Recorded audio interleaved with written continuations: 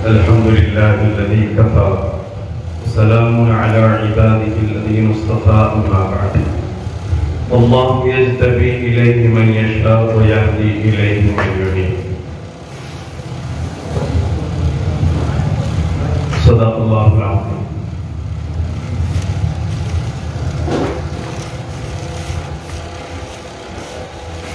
وقال النبي صلى الله عليه وسلم لا يكون أحدكم مؤمنا حتى تكون هواه تبعا لما جئت به صدق الله العظيم. الحمدللہ ہم سب حضرات ایک عظیم مقصد کے تحت یہاں جمع ہوئے. یہ نشست عمومی اجلاس نہیں ہے،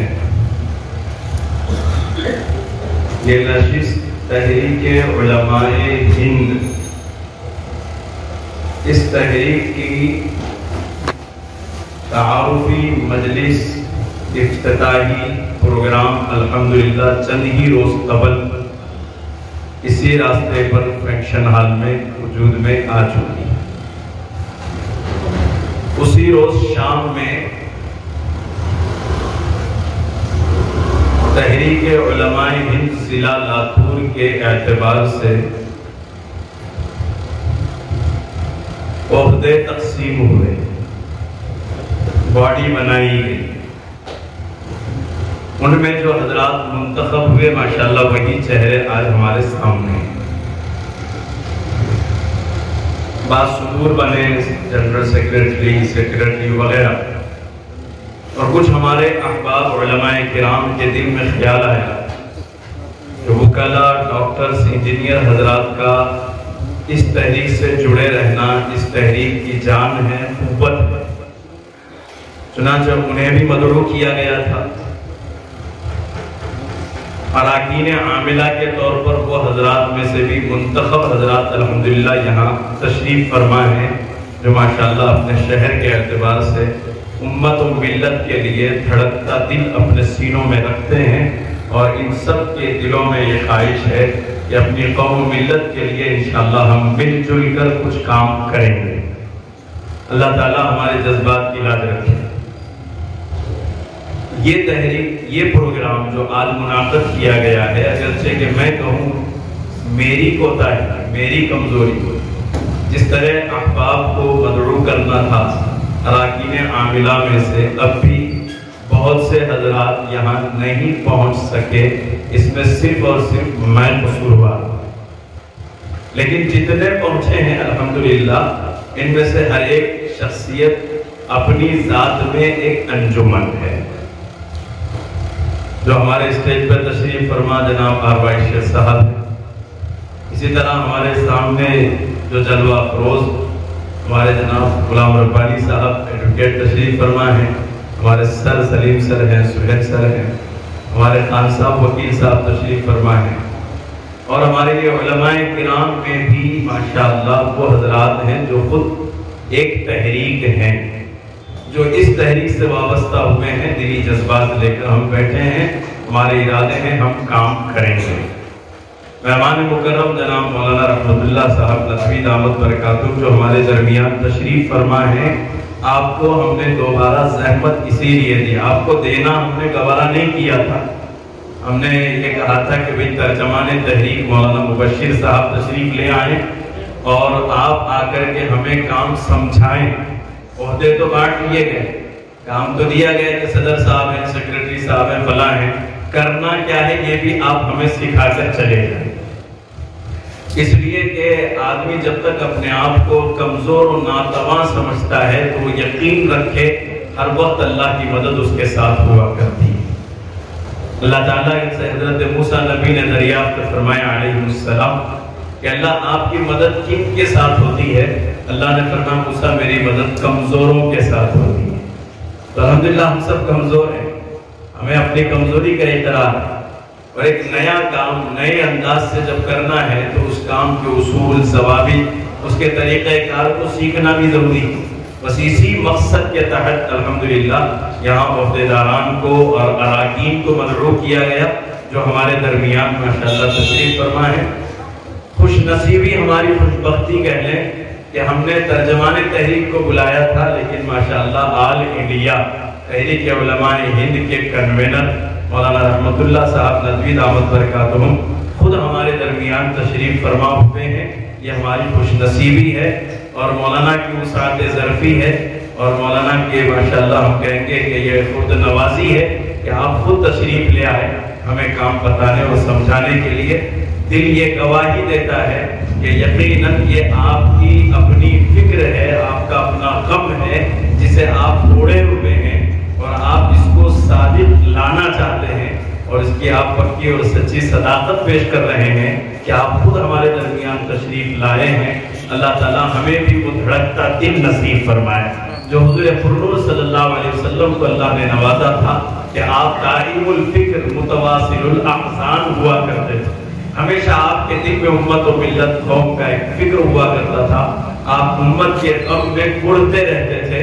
وہ غم اور وہ فکر حضور پاک علیہ السلام کا صرف عبادات تک محدود نہیں تھا، آپ اپنی امت کو کائنات کے اندر دنیا میں ہر فیلڈ ہر میدان میں کامیاب دیکھنا چاہتے تھے، اسی لیے آپ کے پاس وہ دل تھا جو دھڑکتا رہتا تھا۔ اللہ تعالیٰ نے علماء امت کو جہاں وارثین انبیاء بنایا ہے تو وراثت میں الحمدللہ وہ قلب وہ دھڑکتا دل بھی ہمیں میسر ہے، بس اسے تھوڑی سی جلا بخشنے کی ضرورت ہے۔ اور پھر اس کے ساتھ ساتھ قوم میں رہنے سہنے والے افراد، قوم کے حالات کو دیکھنے والے، چاہے وہ ہمارے ٹیچرز حضرات ہیں، وکلاء ہیں، انجینئرز ہیں، جو خاص طور پر آج ہماری مجلس میں جلوہ افروز ہیں، ان کو بھی امت کا، قوم کا، ملت کا درد اللہ نے عطا کیا ہے۔ سب مل کر کے انشاءاللہ کچھ خدمات انجام دینے کے ہمارے ارادے ہیں، اللہ ہمارے ارادوں کو پائے تکمیل تک پہنچائے۔ آغاز اس کا یوں ہوا تھا، میں بہت لمبی چوڑی انشاءاللہ گفتگو نہیں کروں گا، چند باتیں کہہ کر آپ کے درمیان سے، کیونکہ 1 گھنٹہ ہمارا پروگرام تاخیر سے شروع ہوا ہے، مزید 1 گھنٹہ ہم اس کو لیٹ لے جانا نہیں چاہتے۔ مختصر یہ کہ جب ابتدا ہوئی، مولانا مفتی وسیم صاحب جو ماشاءاللہ ہمارے ضلع صدر طیف آئے، انہوں نے ہمیں مدعو کیا کہ آپ کو امراوتی چلنا ہے، اور اس طرح تحریک کے پروگرام کے تعلق سے تو وہاں جانا ہوا۔ صبح سے لے کر کے عصر کی نماز کے ہونے تک میرا دل دماغ مطمئن نہیں تھا، میں اس کی وضاحت کیے دیتا ہوں، مطمئن نہیں۔ پھر مولانا رحمت اللہ صاحب اپنے عملے کے ساتھ ماشاءاللہ ہمیں دفتر پر لے گئے، اور دفتر پر بیٹھنے کے بعد انہوں نے اپنی کارگزاریاں پیش فرمائی۔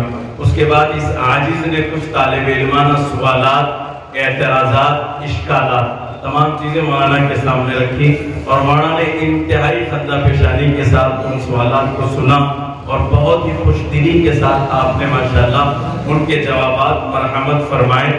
اس کے بعد جا کر کے کچھ اور تھوڑا سا تردد رہ گیا تھا، لیکن میں نے مولانا کا عملہ، مولانا کے رفقا علماء کرام، مولانا کے رفقا جو وکلاء اور ٹیچرز حضرات میں نے وہاں امراوتی میں دیکھے، ان کا باہمی ربط و تعلق، ان کے حسن اخلاق، ان کا اخلاص، اور سب کے جذبات ایک، ایسا لگ رہا تھا کہ قالب 100 ہیں لیکن قلب سب کا ایک ہے۔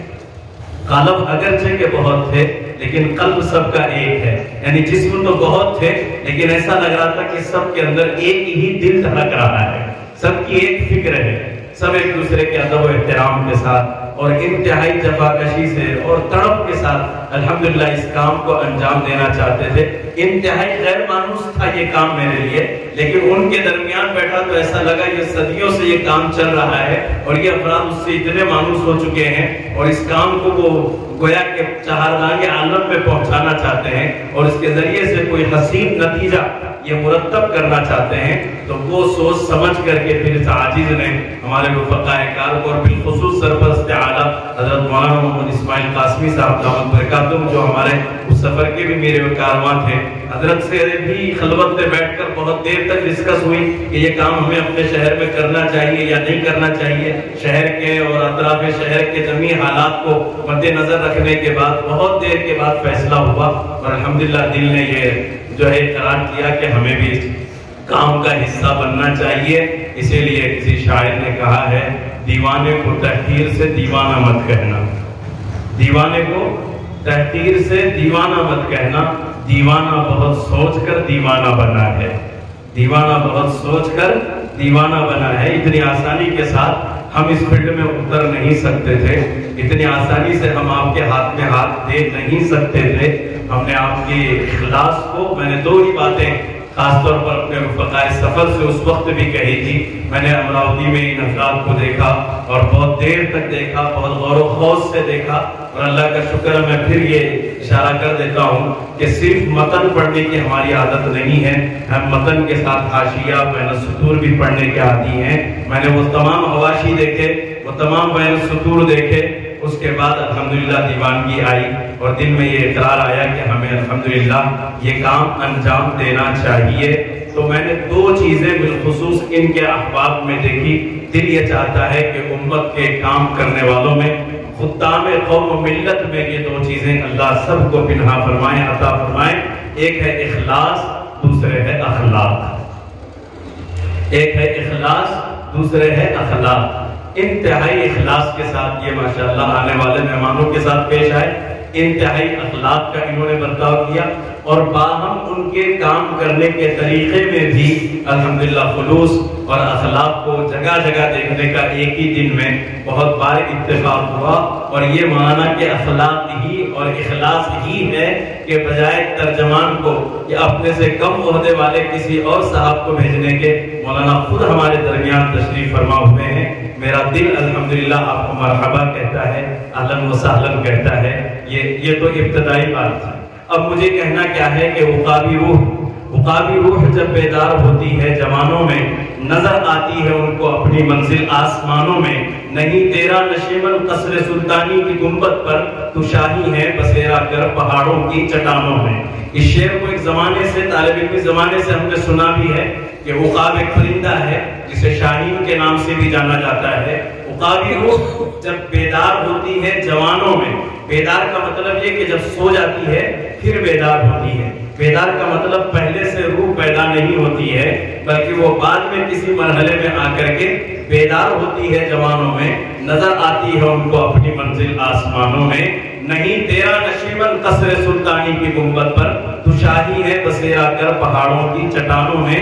میں انہی 2 شعر کو جو علامہ اقبال نے اپنی کلیات میں بیان فرمائے ہیں انہی کو سمجھاتا چلو. عقاب ایک پرندہ ہے جسے شاہین بھی کہتے ہیں, اور آپ جانتے ہیں کہ یہ ایک شکاری پرندہ ہے جس کو اللہ نے قدرتی طور پر ایسے ناخن اور ایسی چونچ عطا فرمائی ہے جس سے وہ اپنا شکار حاصل کرتا ہے. قدرت نے اسے وہ پر عطا فرمائے ہیں جو آسمانوں کی بلندی کو جا کر کے اس کی پرواز چھوتی ہے. یہ عقاب پرندہ, اس کی عمر 70 سال کی لکھی ہے. یہ 70 سال جیا کرتا ہے, لیکن جب یہ 40 کا ہو جاتا ہے اس کی عمر انسانوں کی طرح ہوتی ہے. یہ 60 سے 70 سال جیتا ہے, لیکن جب 40 کا ہوتا ہے تو بڑھاپے کے آثار نمایاں ہونا شروع ہو جاتے ہیں. اور اس کے بڑھاپے کے آثار یہ ہیں کہ ناخن میں شکار کی صلاحیت ختم ہو جاتی ہے, چونچ ٹیڑھی ہونے لگ جاتی ہے, ناخن بھی ٹیڑھے ہو جاتے ہیں جس سے پوری طرح مضبوطی سے وہ شکار پکڑ نہیں سکتا.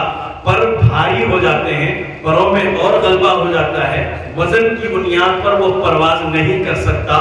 جب اس عمر کو عقاب آتا ہے تب اس کے سامنے 2 ہی آپشن ہوتے ہیں, یا تو وہ مر جائے, موت کو قبول کر لے, یا پھر ایسا تیز قدم اٹھائے کہ پھر وہ کئی سال تک جی سکے. چنانچہ عقابی روح اس میں اب بیدار ہوتی ہے, عقابی روح اس میں اب بیدار ہوتی ہے. پھر وہ عقاب پرندہ یہ طے کرتا ہے اگر میں قصر سلطانی کی گنبد پر بیٹھا رہوں گا تو اپنی حقیقت فراموش کر بیٹھوں گا, میری پرواز ختم ہو جائے گی, میں شکار حاصل نہیں کر پاؤں گا. تو اب یہ پرندہ اٹھتا ہے اور اٹھ کر پہاڑوں کی چٹانوں میں جا بیٹھتا ہے, اور جب پہاڑ کی چٹان پر جاتا ہے سب سے پہلے وہ اپنی چونچ کو توڑ دیتا ہے. جب چونچ ٹوٹ جاتی ہے تو اب اسی چونچ سے وہ اپنے ناخن نوچتا ہے اور ناخن نکال کر کے پھینک دیتا ہے. 150 دن کے لیے وہ پوری دنیا سے دور چلا جاتا ہے. وہ 5 مہینے کا عرصہ اپنے لیے طے کرتا ہے, مجھے پہلے ٹریننگ لینی ہے, مجھے تربیت لینی ہے, مجھے خود کچھ بننا ہے, اور پھر اس کے بعد میری پروازیں ہوں گی. وہ پرندہ اپنے آپ کو 5 ماہ کے لیے اٹھاتا ہے, پہاڑ کی چٹانوں پہ لے جاتا ہے, اور اس وقت وہاں چٹانوں پر جانے کے بعد اب وہ اپنے ناخن, اپنی چونچ کو پہلے توڑ دیتا ہے, پھر ایک نئی چونچ چونچ اس کو لگتی ہے، آ جاتی ہے قدرتی طور پر، پھر وہ اپنے ناخن نوچتا ہے، پھر اس کو نئے ناخن سرے سے آ جاتے ہیں، ان ناخنوں اور اس چونچ کی مدد سے وہ اپنے اندر بغلوں میں، اپنے پروں میں آئے ہوئے ایکسٹرا جو پر ہوتے ہیں ان کو نوچ نوچ کر نکال لیتا ہے، اور اس کے بعد اب اس کے پر ہلکے ہو جاتے ہیں۔ 5 مہینے کے بعد اب وہ عقاب پھر تیزی سے اڑنے شروع ہو جاتا ہے، اور اس کے بعد اپنی زندگی میں 30 بہاریں اور دیکھ لیتا ہے۔ اسی کو علامہ اقبال نے کہا کہ عقابی روح جب بیدار ہوتی ہے، جوانوں میں ہم مدرسوں میں پڑھے، ہمارے اساتذہ سے ہماری ٹریننگ لی گئی، ہمیں یہ نہیں کہا گیا تھا کہ تم مسجد کے اور ممبر کے مصلی کے بن کے رہ جاؤ، ہمیں یہ نہیں کہا گیا تھا کہ مسند تدریس کے بن کر رہ جاؤ، تمہارے ذمہ ڈھیر سارے کام ہیں، تمہیں اٹھنا ہوگا، قوم و ملت کے لیے کچھ کرنا ہوگا۔ تو اب وہ جو زمانہ گزرا اور اس کے بعد ہم نے وقوف اختیار کیا، ہمیں کونے کانے میں بیٹھے رہے، تو سمجھو کہ ہم شاید ضائع ہو رہے تھے۔ اب پھر سے اس عقابی روح کو بیدار کرنا ہے، پہاڑوں کی چٹانوں میں جا بیٹھنا ہے، اور وہ 5 مہینے کا عرصہ وہ تربیت کا عقاب اپنے لیے طے کرتا ہے۔ اب ہمیں بھی اپنے بڑوں کے سامنے ذانب تلبس طے کرنا ہوگا، ہمیں کام کو سیکھنا ہوگا، اور پھر سے اپنے اندر وہ بیداری پیدا کرنی ہوگی، اور ہمیں بتانا ہوگا کہ ہم عقاب ہیں، ہم شاہین ہیں۔ مولانا سعدی رحمۃ اللہ علیہ نے واقعہ لکھا ہے کہ مرغی کے انڈوں کے ساتھ عقاب کا انڈا بھی آ گیا، اور اس بیچاری مرغی نے اس کو سین کیا، اور اس کے بعد اس میں سے چوزا نکلے، انڈوں سے چوزے نکلے، اور یہ عقاب کے انڈے سے عقاب پیدا ہوا، اور کچھ دنوں کے بعد یہ اپنے چوزے بھائیوں کے ساتھ دوڑ رہا تھا، دیکھا آسمان کی بلندی پر ایک عقاب اڑ رہا ہے۔ ان چوزوں نے کہا کہ جناب اڑتے کہاں، کتنی بلندی ہے، کاش میں بھی ایسا اڑ سکوں۔ خود عقاب کو دیکھ کر یہ کہہ رہا ہے میں عقاب ہی ہوں، اسے یہ نہیں پتا تھا، کاش میں بھی ایسا اڑ سکوں۔ چوزے کہنے لگے جناب ان کی طرح اڑنے کی بات کہاں کر رہے ہو، ہم تو مرغی ہیں، ہم تو چوزے ہیں، ہم تو مرغے ہیں، اڑ نہیں سکتے، ہمارے اندر اڑنے کی صلاحیت نہیں ہے۔ یہ سوچ کر رہ گیا وہ بیچارہ عقاب جو مرغوں میں رہا، مرغیوں میں رہا، ساری زندگی یہ گمان کرتا رہا کہ مجھ میں اڑنے کی صلاحیت ہی نہیں ہے۔ ادھر عقاب پروازوں میں رہا، اور جو عقاب مرغوں کے بیچ رہا وہ مرغوں کی طرح جی کر کے مر گیا، اس کی کوئی زندگی بن نہ سکی۔ اللہ ایسی زندگی سے ہماری حفاظت فرمائے۔